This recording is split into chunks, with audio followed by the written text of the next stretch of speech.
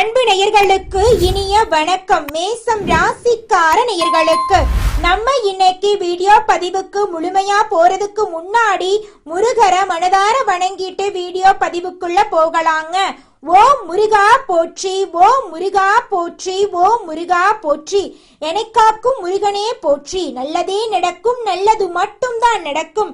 நம்மளுடைய மேசம் ராசிக்காரங்களை பொறுத்த வரைக்கும் அனுதினமும் ஆண்டவனே துணை என்று வாழக்கூடியவங்களா இவங்க இருக்காங்க. இதனால இவங்க பயங்கரமான புத்திசாலியா இருக்காங்க. இவங்கள அவ்வளவு சீக்கிரமா யாராலையும் ஏமாத்த முடியாது. இவங்களுக்கு நிகர் இவங்களாதான் இருக்க முடியும். இவங்க நினைச்சா மட்டும்தான் எதையும் இழக்கவும் முடியும், எதையும் பெறவும் முடியும். இவங்க எல்லார்கிட்டையும் ஈஸியா பழகிடுவாங்க. அதனால இவங்களோட ஃப்ரெண்ட்ஷிப் வட்டாரம் அதிக லெவல்ல இருக்குது. இவங்க குடும்பத்துக்காக தன்னுடைய வாழ்க்கைய ஒட்டுமொத்தமா தியாகம் செய்யக்கூடியவங்களா இருக்காங்க.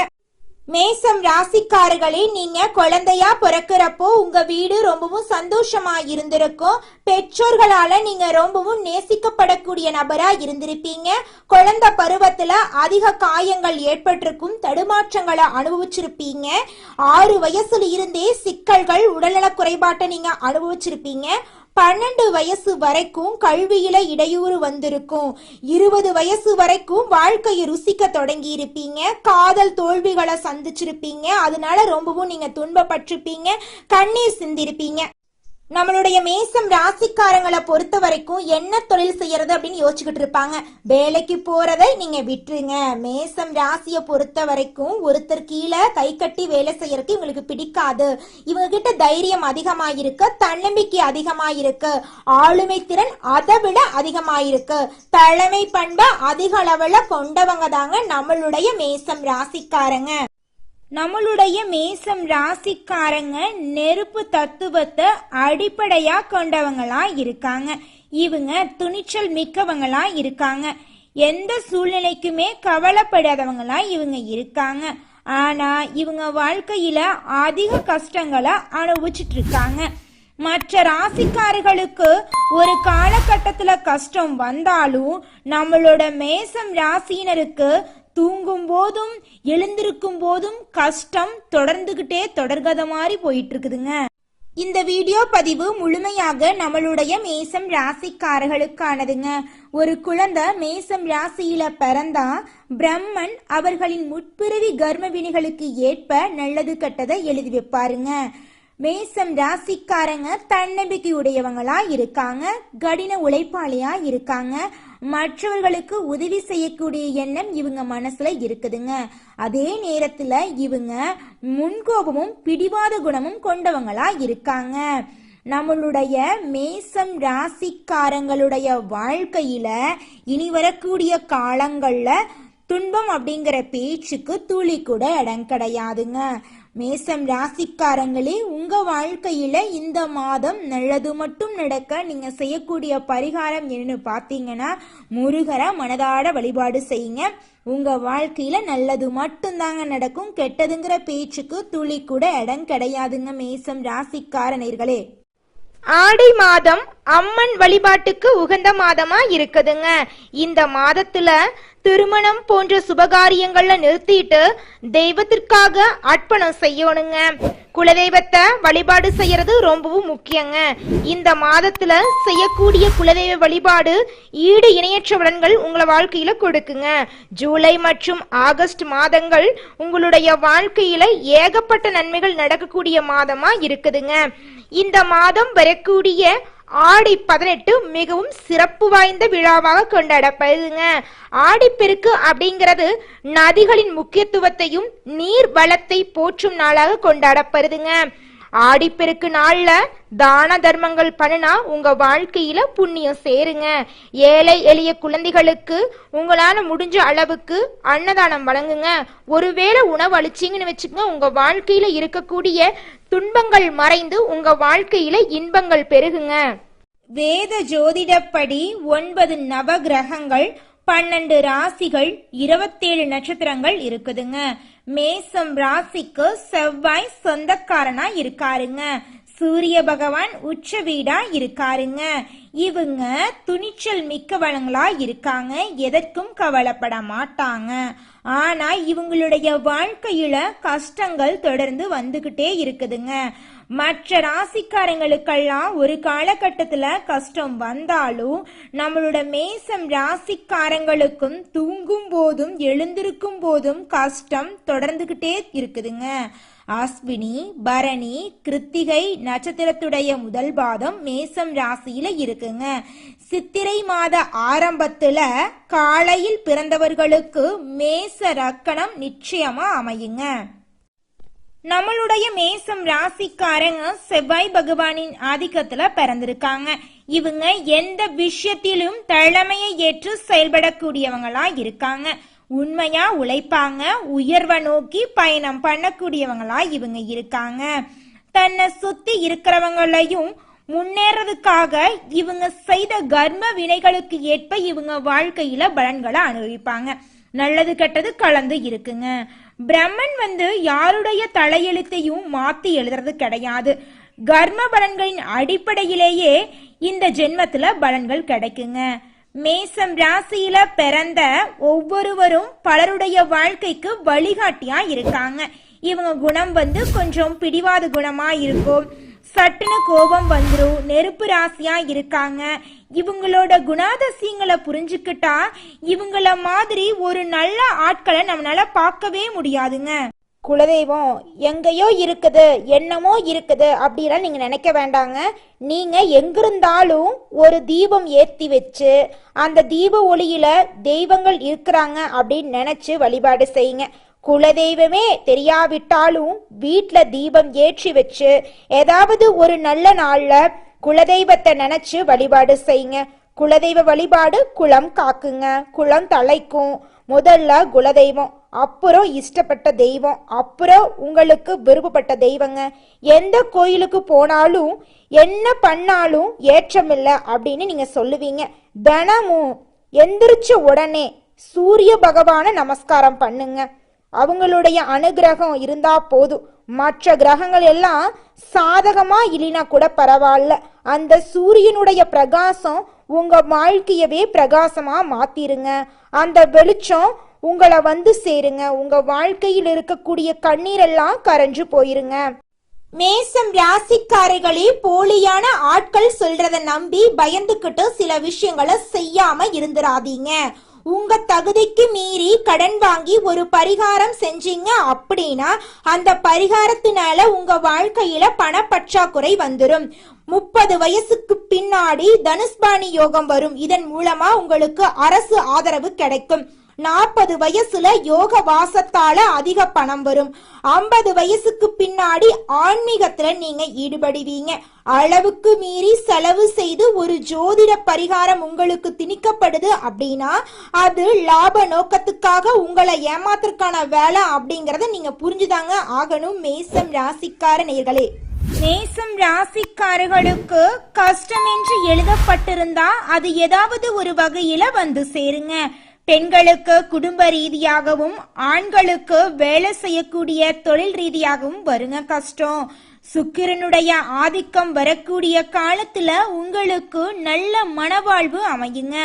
வாழ்க்கையுடைய கடைசி வரைக்கும் போராடி ஜெயிப்பதற்கான சந்தர்ப்பம் உங்களுக்கு அமையுங்க. சுக்கிர பகவான் எப்போதுமே உங்களுக்கு சாதகமான பலன்களை செய்வாருங்க. இந்த உலகத்துல நம்ம எல்லாருமே 16 செல்வங்களை நோக்கியே பயணம் செய்யறோம். பணம், பதவி, புகழ், கௌரவம் இதையெல்லாம் அடையணும், பணத்தை சம்பாதிக்கணும் அப்படின்னு நினைக்கிறோம். இந்த 16 செல்வங்களும் நாம் நினைக்கும் சம்பாதியும் கிடைக்கணும் அப்படின்னா பக்தி அவசியங்க. வயதுல பெரியவங்க பணம், பாசம், தொழில் மீது பக்தி நம்பிக்கையோட ஒரு காரியத்தை செஞ்சாங்கன்னா அந்த விஷயத்துல நிச்சயமா வெற்றி கிடைக்குங்க. நம்ம வாழ்க்கையில சின்ன சின்ன தவறு செய்யறது வழக்கம்தாங்க. எந்த ஒரு விஷயத்தையும் தொடர்ந்து செய்யாத இருக்கிறது நம்மளோட முதல் தவறுங்க. புத்தாண்டன்னைக்கு பிறந்தநாள் அன்னைக்கு நம்ம ஒரு சபதம் எடுக்கிறோம். அதை முழுமையா நிறைவேற்ற முடியாம போறதுனால பக்திக்கு விடை கிடைக்காம போகுதுங்க. எதை நினைக்கிறோமோ அதை நடக்க வேண்டும்னா நம்ம ஒரு காரியத்தை மனசுல வச்சு அதற்காக தொடர்ந்து முயற்சி பண்ணணும். கடவுளை வழிபாடு செய்யணும். நம்பிக்கைக்கு மோசடி செய்யக்கூடாதுங்க. இத மனசுல பதிச்சுட்டு நிச்சயமா நீங்க உழைச்சிக்கிட்டு முருகரை வணங்கிட்டே இருந்தீங்கன்னா உங்களுடைய தலையெழுத்து மனிதனா பிறந்த ஒவ்வொருவருக்கும் ஆசை இருக்கதாங்க செய்யும். அந்த ஆசைகளை அடைய நம்ம நினைச்சா மட்டும் பத்தாதுங்க. முழு மனசோட நம்மளுடைய ஆசைகளை அடைவதற்கான வழிய ஒவ்வொரு நாளும் என்ன பண்ணணும்னு யோசிச்சு அதற்கான திட்டங்களை தீட்டி உழைச்சுக்கிட்டே இருக்கணுங்க. உழைச்சா நிச்சயமா நம்மளுடைய ஆசைகள் எல்லாமே நிறைவேறிடுங்க. உங்க வாழ்க்கையில இனி வரக்கூடிய காலங்கள்ல உங்களுடைய அனைத்து ஆசைகளும் நிறைவேற போகுதுங்க. அப்படி ஒவ்வொரு மனிதனுக்கும் இருக்கக்கூடிய பொதுவான ஆசை என்னன்னு பார்த்தீங்கன்னா 16 செல்வங்களையும் அடைந்து வாழணும் அப்படின்னு தான் ஒவ்வொரு மனிதனுடைய ஆசையும் இருக்குதுங்க. பணம் வேணும், பதவி வேணும், புகழ் வேணும், கௌரவம் வேணும் அப்படின்னு தான் ஒவ்வொரு மனிதனும் தினமும் வாழ்ந்துகிட்டு இருக்கான். அதை நோக்கிய பயணத்தை தான் ஒவ்வொரு நாளும் மனிதன் வாழ்ந்துகிட்டு இருக்கான். ஒவ்வொரு நாளையும் ரசிச்சு வாழ்றது கிடையாது. எந்த ஒரு மனிதனும் போராட்டத்துல தாங்க இந்த உலகத்துல ஒவ்வொரு மனிதனும் வாழ்க்கைய வாழ்ந்துட்டு இருக்காங்க. மேசம் ராசிக்காரர்களுக்கு தாய் பாசம் அதிகமா இருக்குங்க. செவ்வாயும் சூரியனும் தீக்கோளாக இருக்கிறதுனால முன்கோபம் உங்களுக்கு இருக்கும். பண இழப்பு உங்க வாழ்க்கையில இருக்குது அப்படின்னா செவ்வாய் தோஷ நிவாரண ஹோமம் பண்ணிடுங்க. குடும்பத்துல அமைதி வேணும் அப்படின்னு நினைச்சீங்கன்னா ராகு கேது சாந்தி நவகிரக பூஜை பண்ணிடுங்க. வெளியில கொஞ்சம் அலைந்து திரியக்கூடிய சுபாவம் உங்ககிட்ட அதிகமா இருக்குதுங்க. நிலையில்லாத சிந்தனை உங்ககிட்ட இருக்குது. முரட்டுத்தனமாக நிறைய விஷயங்களை நீங்க செஞ்சு ஆபத்துல மாட்டிக்குவீங்க. இந்த கோபத்தை மட்டும் நீங்க கட்டுப்பாடோட வச்சுக்கிட்டீங்கன்னா இந்த உலகத்திலேயே உயர்ந்த மனிதரா நீங்க வர முடியுங்க. உங்க வாழ்க்கையில மேலும் நிலையெல்லாம் நடக்க திருவண்ணாமலை போயிட்டு வாங்க, முருகன் கோயிலுக்கு போயிட்டு வாங்க. வீட்டுடைய தெற்கு திசையில சூரிய பகவானுடைய படத்தை வச்சு சூரிய பகவான வழிபாடு செய்யுங்க. உங்க வாழ்க்கையில நல்லது மட்டும்தாங்க நடக்கும். கெட்டதுங்கிற பேச்சுக்கு துளி கூட இடம் கிடையாதுங்க. மேசம் ராசிக்காரர்களே எதையுமே பயந்துகிட்டே அணுகாதீங்க. அப்படி நீங்க பயந்துகிட்டு அணுகுனீங்க அப்படின்னா பாதிப்பு வருங்க. மேசம் ராசிக்காரர்களுக்கு விருச்சிகம் ராசியில சந்திரன் சஞ்சாரிக்கும் போதும் சந்திராஷ்டமம் வரும். விசாகம் நட்சத்திரம் 4ஆம் பாதம், அனுஷம் கேட்டை நட்சத்திரத்தில் சந்திரன் சஞ்சாரிக்கும் போது எந்த காரியத்துமே நீங்க நிதானத்தோட செய்யணும். இந்த ஒரு சில விஷயங்களை தெரிஞ்சுக்கிட்டு வாழ்க்கையை லேசா வாழ்ந்துட்டு போயிடலாம். எல்லா ஜோதிடம் பார்க்கறவங்களும் பணத்துக்காக இல்லைங்க, ஆன்மீக ரீதியாகவும் ஜோதிடம் பார்க்கதாங்க செய்யறாங்க. உங்களுடைய தகுதிக்கு மீறி கடன் வாங்கி நீங்க ஜோசியம் பார்க்கணும், பரிகாரம் பண்ணணும் அப்படின்னு எந்த ஒரு கட்டுப்பாடும் கிடையாதுங்க. உங்களுடைய வாழ்க்கையில நீங்க நல்லபடி வாழணும் அப்படின்னா உங்க வாழ்க்கையில சில விதிமுறைகளை பின்பற்றினா போதுங்க. பொறுப்பா பொறுமையா நேரத்தை வீணடிக்காம செலவு பண்ணாவே போதும். உங்க வாழ்க்கையில நல்லதுதாங்க நடக்கும். வீண் வம்பு வழக்கு தொல்லை கஷ்டம் சிக்கல் எதுவுமே வராதுங்க. உங்களோட எண்ணம் போல உங்க வாழ்க்கையும் இனி வரக்கூடிய காலங்கள்ல அருமையா இருக்க போகுதுங்க. நம்மளுடைய மேசம் ராசிக்காரர்களுக்கு பிரம்மன் கொடுத்த ஆயுசுங்கிறது 120ங்க. இதுல மனுஷனுக்கு 60 வயசு வந்ததுன்னா ஒரு விஷயத்த செஞ்சே ஆகணுங்க. அதாவது ஆயுள் ஓமம் பண்ணணுங்க. ஜோதிடத்துல அறுதம் கல்யாணம் பண்ணிடுங்கன்னு சொல்லுவோங்க. ஒரு பெண் அப்படின்னா அவங்க தன்னுடைய கணவர் கையால 5 தாலி கட்டிக்கணுங்க. 60 வயதுல 2வது திருமணம் செய்யணுங்க. ஜாதகம் பார்க்க தெரிஞ்சவங்க சில சூட்சமங்களை தெரிஞ்சு வச்சிருக்கணுங்க. சுக்கிர பயிற்சி சூரிய பயிற்சி காலத்துல மேசம் ராசிக்காரங்களோட வாழ்க்கை எப்படி இருக்கும் அப்படிங்கிற தகவலை அறிஞ்சு வச்சிருக்கணுங்க. பணம் இருக்கிறவங்க பணத்தோட ஜாதகத்தை கொண்டு போய் ஜாதகம் பார்த்துட்டு வர்றாங்க. அதற்கேற்ப வாழ்க்கையில கட்டுப்பாடோட வாழ்ந்துகிட்டு இருக்காங்க. பணம் இல்லாதவங்க இரவு பகல் உறங்காம உழைச்சுக்கிட்டே இருக்காங்க. இதுதாங்க வாழ்க்கையோடைய நியதி. முதல் போடாமலேயே லாபம் பார்க்கக்கூடிய கமிஷன் அடிப்படையிலான வேலைகள்ல மேசம் ராசிக்காரர்களுக்கு ஆர்வம் அதிகமா இருக்கும். மேசம் ராசிக்காரங்க காவல்துறை, தீயணைப்பு துறை, ராணுவத்துறையில புகழ்பெற்று விளங்கக்கூடிய வாய்ப்பு இருக்கு. நெருப்பு சம்பந்தமான தொழில இவங்களுக்கு ஆர்வம் அதிகமா இருக்கும். எலக்ட்ரிக்கல்ஸ், ஹோட்டல்ஸ் போன்ற துறையில இவங்க சிறந்து விளங்கக்கூடியவங்களா இருக்காங்க. இவங்க 4 பேருக்கு வேலை தரக்கூடிய அளவுக்கு, ஒரு நிர்வாகத்தை நடத்தக்கூடிய அளவுக்கு வாழ்க்கையில முன்னேற போறாங்க. குழந்தை பருவத்துல இருந்து 35-40 வயசு வரைக்கும் யாரெல்லாம் உழைக்கிறாங்களோ, கஷ்டப்படுறாங்களோ அவங்கெல்லாம் இறுதி காலகட்டத்துல ரொம்பவும் சந்தோஷமா சிறப்பா இருப்பாங்க. உங்க வாழ்க்கையில கஷ்டப்பட்டீங்கன்னு வச்சுக்க, நிச்சயமா சந்தோஷம் கிடைச்சே தீருங்க. வாழ்க்கை அப்படிங்கிறது ஒரு சக்கரை மாறிங்க, சுத்திக்கிட்டே இருக்கும்.